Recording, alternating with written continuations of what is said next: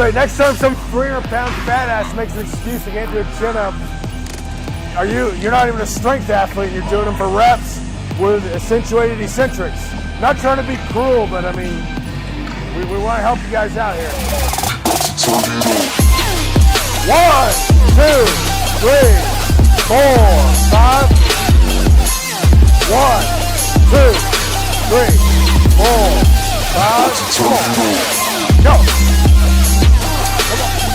1, 2, 3, 4. This is Texas. We might as well be on a truck when we're going to talk about the workout. So, what do you think? I'm down. All right, cool. Okay, we're going to do a little different workout today. So we've seen what we've done so far. We're going to build off it. A couple of the exercises will be the same, but it's mostly going to be, I guess the only one that's exactly the same is going to be the chin up. We're going to start off today with close grip with bands here, and I think Nick's going to be surprised at how strong he's gotten.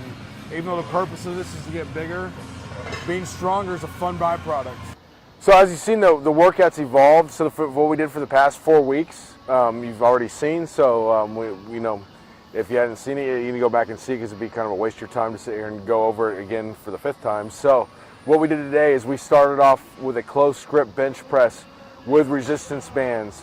Those resistance bands added 80 pounds of resistance at the top. So when Nick was benching with a close grip 235, it was really 315 at the top. So we got to remember, he was talking about when he first started, he was doing sets of 225. So his strength is exponentially increased.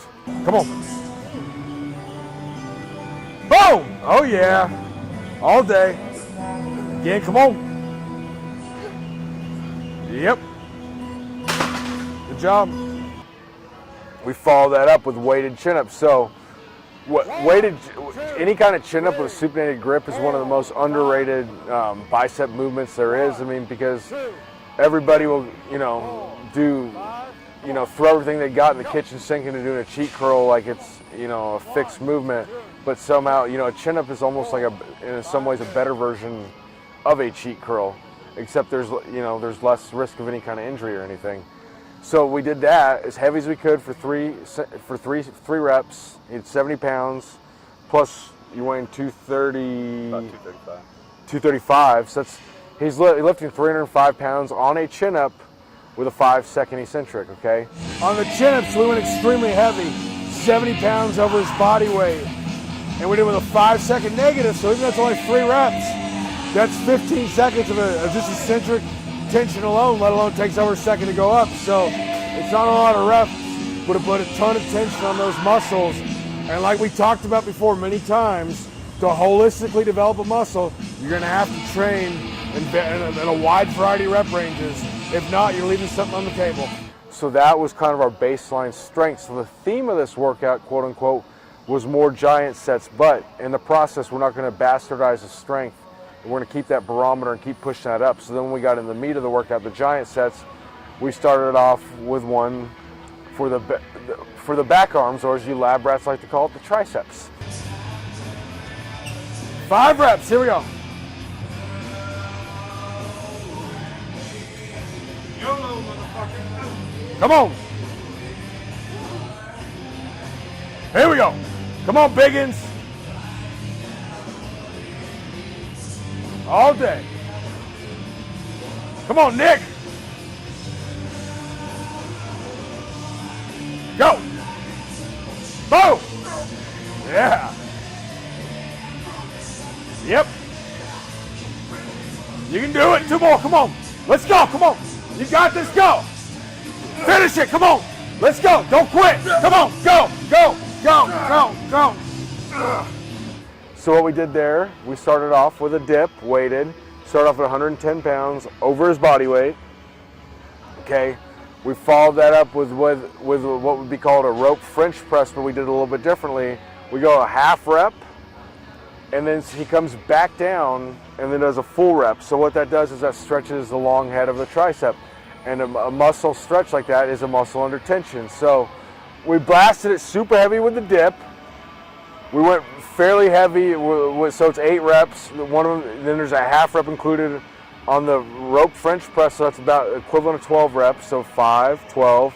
We went 40. So what I got this from is One of my mentors, Dr. Fred Hatfield, he did the ABC system of bodybuilding, and he invented these giant sets, and a lot of people have since copied them and put like their own kind of name on it, but this was the giant sets you kind of go. So you go a super heavy extreme movement, can even include like eccentric overloads and whatnot, to a traditional moderate hypertrophy road.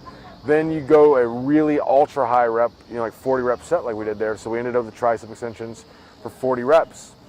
You want to keep those. We're not doing those with a specific tempo, just a nice rhythmic pace, not super explosive, not balls to the wall slow, or that's not the right term, like snail's pace slow, okay? So then we went to the quote unquote elbow flexors, AKA what everybody calls their biceps. So with that, what we did is we started off with a one arm eccentric barbell curl. Biceps are composed of a large amount of fast twitch muscle fiber. The fast twitch responds very well to eccentric overloads. So the way we overloaded it is we did more than Nick could lift with one arm, and he's going to lower it himself with 8 arms, and 8 seconds, and I spot him back up. So what that does is he's handling a lot more than he actually could. Plus, okay, so you notice it was a barbell, not a dumbbell.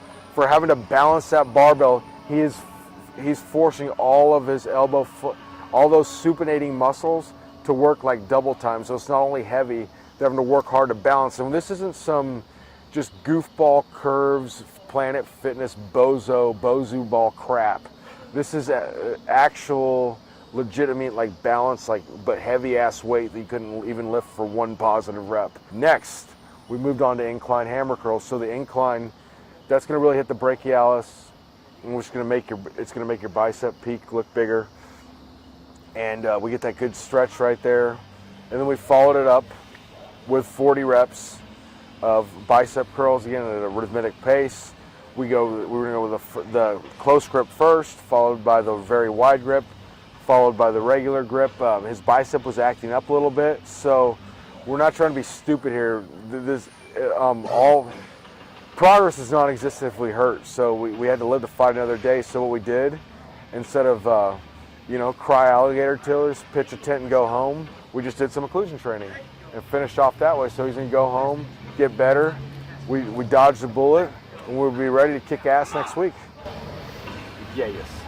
So we're training at Metroflex Arlington, home of Branch Warren, and of course, I like to think, the saying, "What would Jesus do?" And here, as you're working out, it's like, what would Branch do? And I'm thinking, would Branch quit on this workout if he was tweaked the... Well, see, the thing is, you didn't quit. That's why you have me here. I'm the coach, and I have to make the call. So, okay, for success in the gym, you can't be a pussy. You can't be a pacifist. You got to be a powerhouse. But you can't be a powerhouse if you're hurt all the time. So he wanted to keep going, and I really appreciate the testicular fortitude, and I apologize for all these... sort of phrases that are making it sound kind of weird, but it is what it is. So anyways, we had to walk that line. You got to walk the line between, so most people are walking the line towards, oh, I'm hurt, I'm not going to do anything, and they're probably taking it too easy on themselves. But he had the heart of a champion, wanted to keep going, and that's why I had to make the call, because, I mean, if we would have kept going, we would have had to lower the weight anyways, and how productive would that have been? Got some occlusion training done, got a good pump out of it, and he'll be ready to go next week. So it doesn't even hurt right now? It's just tight. But at the end of that movement, I was like, whoa. It was enough to make me kind of a little bit apprehensive. Very apprehensive, yeah. Yeah, so we're not going to be stupid here. We're going to live to fight another day. And, there's so many different movements here, especially in bodybuilding, because in bodybuilding, it's powerlifting. Say, for instance, you're trying to get better bench squat and deadlift. You want to make those lifts as easy as possible because you want to lift the most weight. Bodybuilding, we're trying to make things as hard as possible. So we're not trying to we do a close grip. Hey, Nick, how much can you arch to cut down your range of motion? We want that full range of motion, so we're not trying to make anything easier. So if we have to find some alternate movement that's hard he's never done before, that kind of fits in the whole equilibrium of bodybuilding success, or the paradigm, if you will. Excuse me. Cool. Just trying to sound smart and use some big words tonight. So. Thanks, Josh. Thanks, Nick.